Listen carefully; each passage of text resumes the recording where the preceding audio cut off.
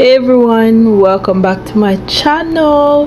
It's great to be here and I'm excited to finally address the elephant in the room, my inconsistent posting schedule.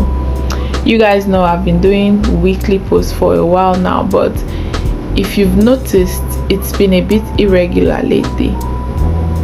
I'm here to give you the lowdown on what happened and what's changing moving forward. To be honest, life just got in the way. I had some personal stuff going on that took up a lot of my time and energy. I was dealing with procrastination. On top of that, I was also facing some technical difficulties with my equipment, which made it even harder to get back on track. And if that wasn't enough, I was also struggling with some creative burnout. It's not easy coming up with new ideas and content every week, and sometimes I just needed to take a step back and recharge. These challenges weren't just minor bumps in the road. They were significant hurdles that I had to overcome. The technical difficulties were frustrating, but I've since sorted them out.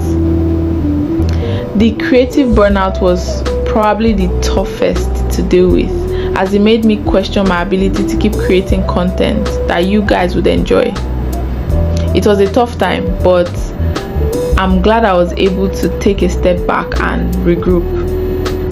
As I reflected on my situation, I realized that I had been trying to do too much on my own. I was handling everything from scripting to filming to editing, and it was taking a toll. I started to feel like I was losing myself in the process, and my content was suffering because of it. I knew I needed to make a change, but I wasn't sure what that change looked like. One day I had a bit of a wake-up call. I was scrolling through my phone and I stopped at a content creator and shared some advice that really stuck with me.